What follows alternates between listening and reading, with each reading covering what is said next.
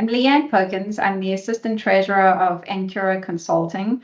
It is a global firm. We operate in hundreds of countries around the world.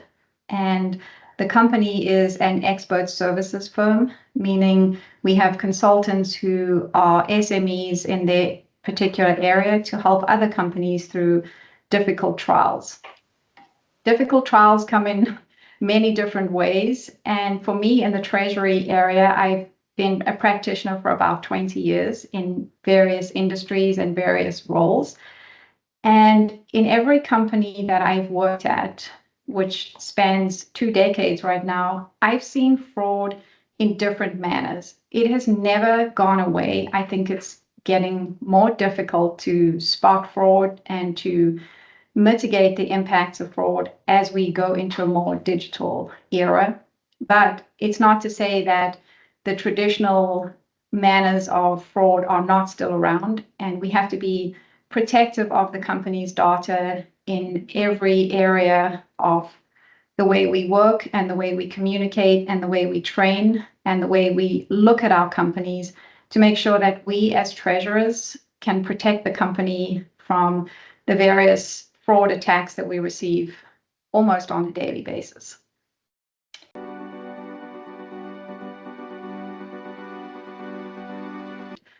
I've unfortunately been in 2 companies where we have had successful fraud attempts in different ways. The first one, the company was victim of check kiting.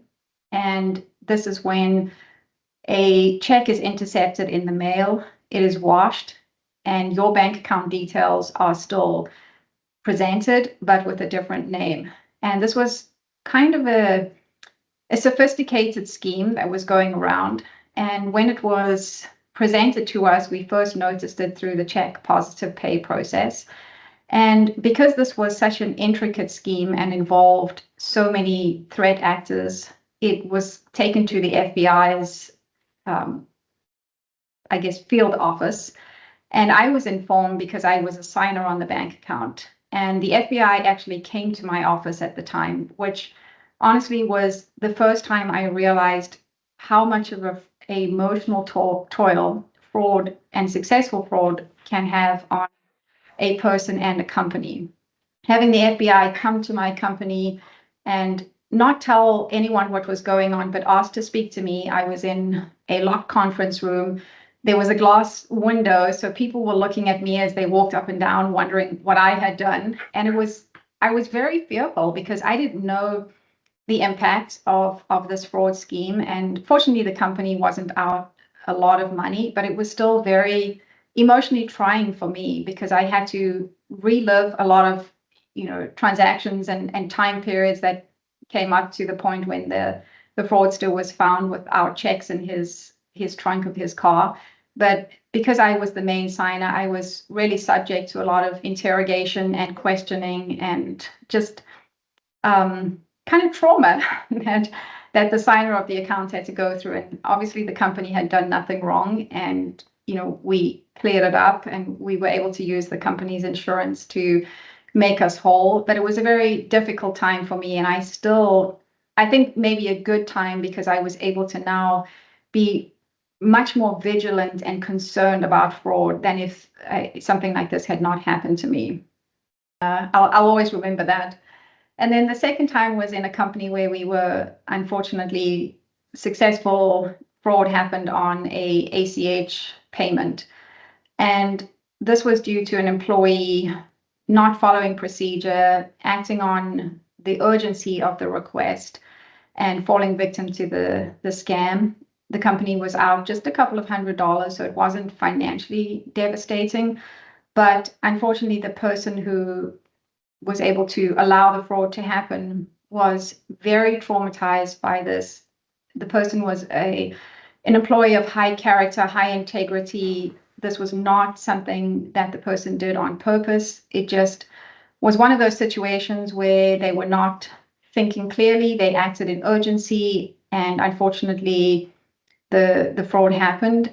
And the person was left with, I would say, emotional scars because it got around the company eventually, after the root cause analysis was done and the investigation was completed. unfortunately, these things get around the company, and it's known that this person had allowed fraud to happen. And it just was very trying for that person, and something that I don't wish on anybody.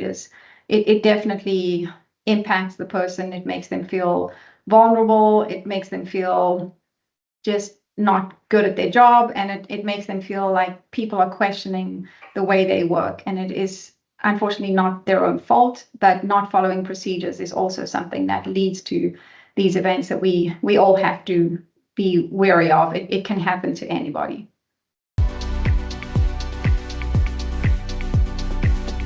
In the first case with the check kiting, the company was able to really understand the request to do away with check payments and to automate as much as possible, because we have so many more controls and abilities when you automate. The check process is still very prone to fraud and intercepting in the mail or just in any area.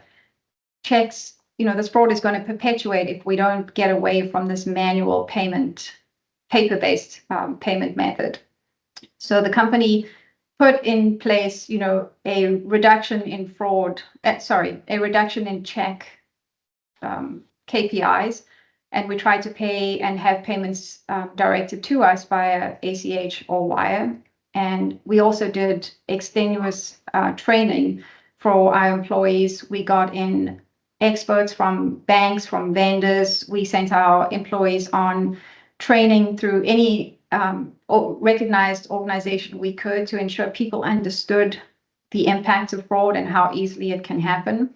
And I think this was very much a wake-up call for the management and the employees at the company, that this is something that doesn't just exist and isn't only the responsibility of the Treasury or the finance function. So training is always crucial. And then we also try to put in as much automation and system fraud monitoring tools as we could, to help the employees as they go through the process, to be able to have these ways to have continuous monitoring, to have automated and instant alerts, and just advanced analytics that we could rely on and help us as we do our work in monitoring fraud. And these requests that come to us, we can understand and have the time to spend reviewing and ensuring the data is correct and the responses that are coming to us are correct and legitimate.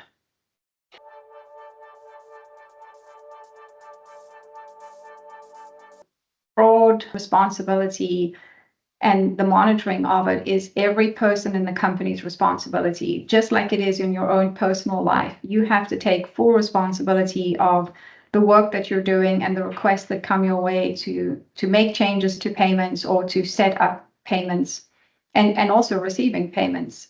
And the impact on the first company was that we were a public company, and therefore the scrutiny was higher. There was a lot more regulatory review and involvement required. And because the FBI was involved, it really took this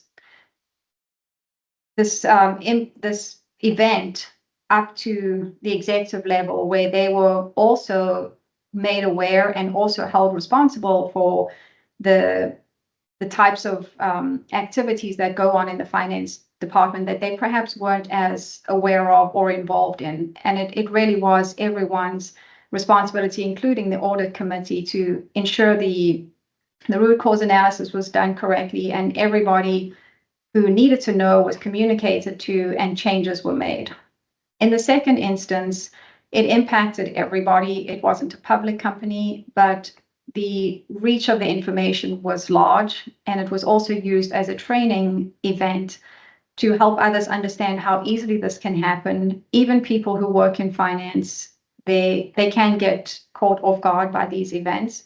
And that way we were able to train, the teams that worked alongside this person, as well as I mentioned earlier, right into procurement and sales and the broader finance team, that these requests can come to anybody at the company. And if we're not aware of them and we don't act in the best interest of the company and via the procedures we're given, these things can happen to you as well. successful fraud inflicts more than financial harm. It definitely can erode trust.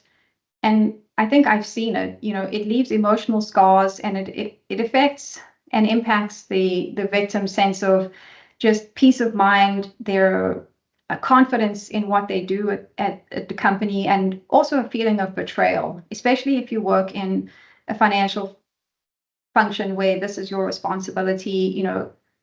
In Treasury, one of our main responsibilities is to safeguard the financial assets of the company. And if you're a victim of fraud, I think this goes right down to your core of what you're supposed to be doing in your job, and having this happen to you and your trust eroded, and perhaps how people see you at the company and your abilities is very difficult to overcome, particularly if you were in a position of not following procedure. Then it is very impactful. And I think the financial side of it is a lot easier to overcome, because you oftentimes have insurance, or it's hopefully not a large amount of money that can be recovered or just written off. But I think the employee is left with really a sense of almost shame, I would say, that, and it's long lasting. And I think these things happen so that we can learn from them and not do them again. But fraud is here to stay. We have to find ways to really pause and ensure that even if we take a long time and we perhaps miss a payment deadline, it's better to do that than to suffer the impacts of a successful fraud attempt.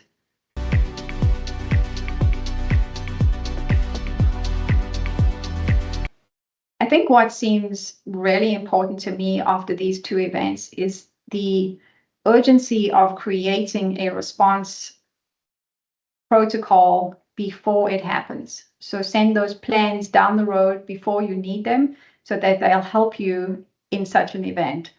Having this response plan means you know exactly who to contact, where their information is, which agencies you have to contact, and how you can stop or perhaps reverse the funds immediately, because time is of the essence in any fraud attempt. The sooner you know, the sooner you can react, and the sooner the banks or the financial institutions can put a freeze on that account that you sent it to, or can help reverse the funds. If you don't act immediately, the chances of loss and never getting the funds returned are much greater. So knowing what to do immediately is the best course of action. And if you have this procedure up front, and it's on your desk, and you know exactly how to access it with urgency, it helps you, because you're in a fight or flight stressful situation at that time once fraud has happened, and you don't often think clearly or can find what you need. So if you have this procedure right there, it's almost like just next steps that you have to do, numbers 1 through 5, exactly what to do, and you can help the company prevent, further loss of action. And this also helps remind you of the things that you need to do. So first, make sure you contact the financial institution where this payment was sent, and then work with the banks to help you either freeze or return the funds. Then you need to go a second step and contact your IT department, and your legal department always need to be involved. And if you have this procedure, you know who they are and what their contact details are. And then, step 4 is to who you communicate to, how far up the chain do you have to go? And then how do you write the root cause analysis, which regulatory agencies need to be involved, and how can you help the company to just plug this hole, so to speak, and to move forward from it. And so my advice to other treasurers is just have the plan up and running in front of you. Make sure you test it as well before it happens, before you need this procedure and these details. Have it written, have it tested, and then that way, if unfortunately it does happen to you, you know how to proceed going forward.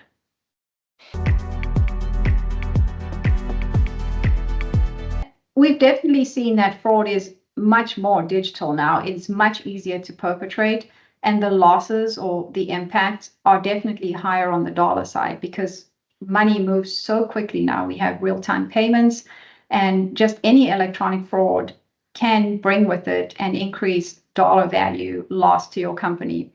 Back when check fraud was the number one fraud, it was harder to steal as much money because you have cards to pay and you have time involved with check processing.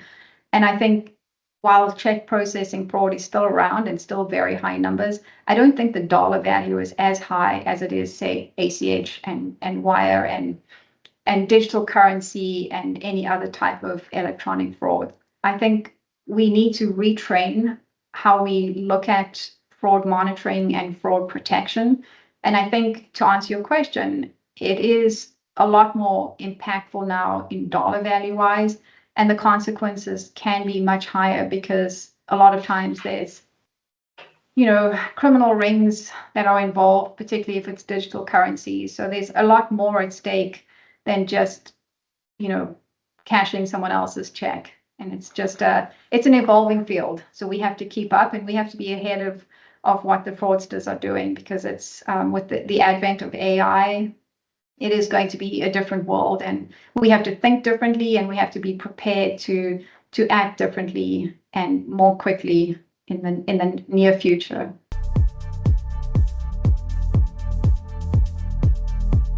Yeah, I think, with any stressful situation at work, or even if it happens in your personal life, is you have to try to separate the emotions from the facts of the case. And while that seems, like an easy statement to say, it's not easy to do. And I think the only way you try to help yourself prevent these things in the future is to have constant updated training.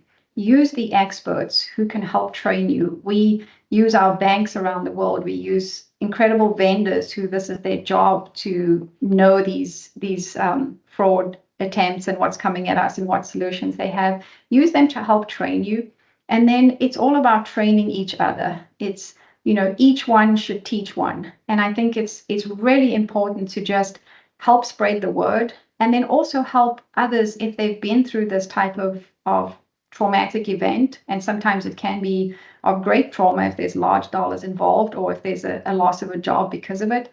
Help others to understand how it happened, how to prevent it in the future, and how to move on from it. Because I think this is a topic that we see gaining traction and is something we have to be prepared to face in our future at companies. And we have to know how to deal with it, both on the work side and the transactional side, but also on the emotional side. Mistakes happen, but we don't want to allow these fraud attempts to happen because we're not following procedure, or we're not doing the training, or even updating our IT systems as we need to. It just comes really full circle to say that training is important. Updating your systems and updating your own knowledge is how you prevent these things from happening.